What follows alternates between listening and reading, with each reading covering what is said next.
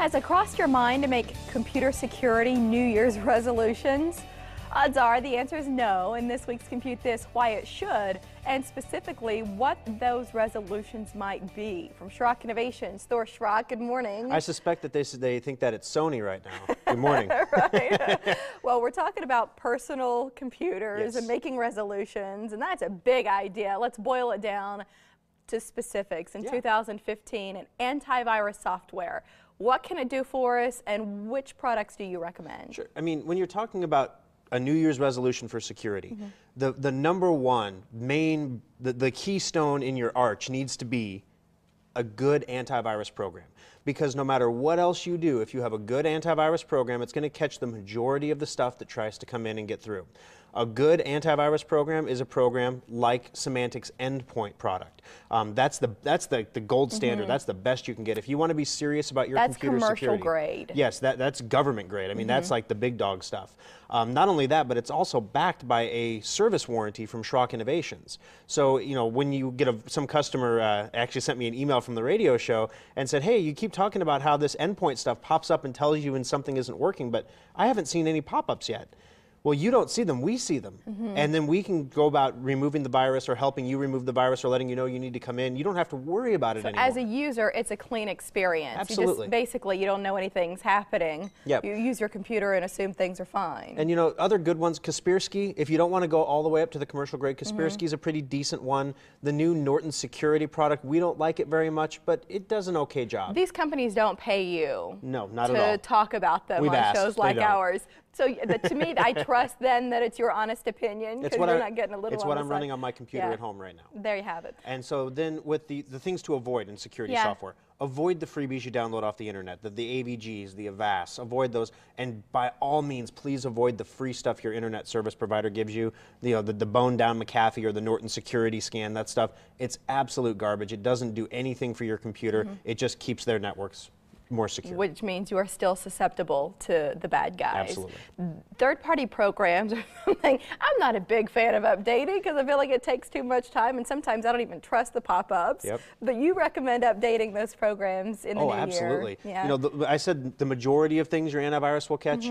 The ones that it won't catch are the things that sneak through because you have outdated Java or outdated Flash Player or outdated Adobe Reader. Things, you know, we don't really use our Adobe Reader that much throughout the year, you know, especially during tax time you use it a lot, it seems, and that's coming up. And that's when all the Adobe scams hit, is right during that window when people are preparing their taxes because everyone's getting tax PDFs, you know, 1099s and returns from the accountants and stuff, and you're opening those up.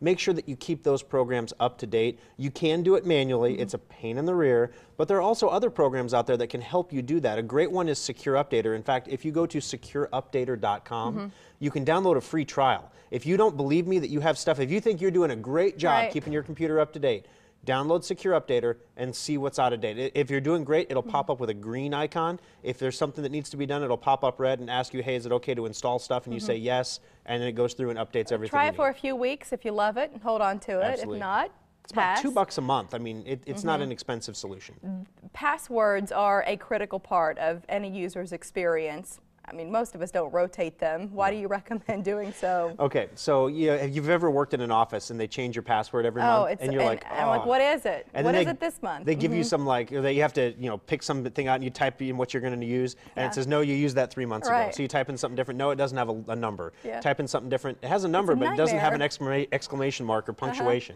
You know, you want to rotate your passwords regularly. Just this weekend, there was a whole bunch of Amazon.com accounts and others that were compromised.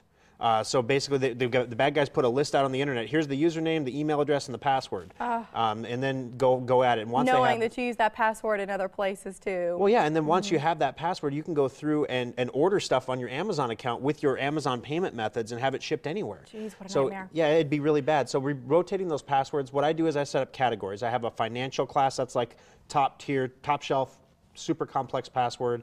Then I've got like interesting content that I wouldn't want to lose, like an iTunes account or something like that. That's, you know, a good strength password, but a little easier to remember. And then I've got my daily use passwords for websites. I really could care less if you compromise, and then that's a much easier password that I use more frequently. We have about a minute left in terms of preventative maintenance. What do you recommend for the next year? This is the big overlook. People always overlook preventative maintenance on their computer. Everyone is concerned about who's going to hurt them, what bad guy is going to hack in and steal my stuff, but nobody stops to think, what if my hard drive just dies? Yeah. I still lose everything. It's not a hacker. It just happens. Right, the photos, the documents. Yeah. And hard drive failures happen slowly over time. They don't, you know, when you experience them, you wake up one morning and the computer doesn't work. But that drive has been failing for a period of time. And if you're coming in for your preventative maintenance checkups every 6 months, even if you don't come to Schrock, go somewhere and get them. But every 6 months, get a preventative maintenance checkup so we can catch failures like hard drive failures and bad motherboards and stuff before they knock you down in the middle of a presentation or tax season or whatever else, because that's when it'll hit. And there's never a good time for it. No. So online, SchrockInnovations.com, and 3 locations between Omaha, Papillion, and Lincoln. Thor, Schrock, Happy New Year. Happy New Year to you too. Thank you very much, and we're back in a minute.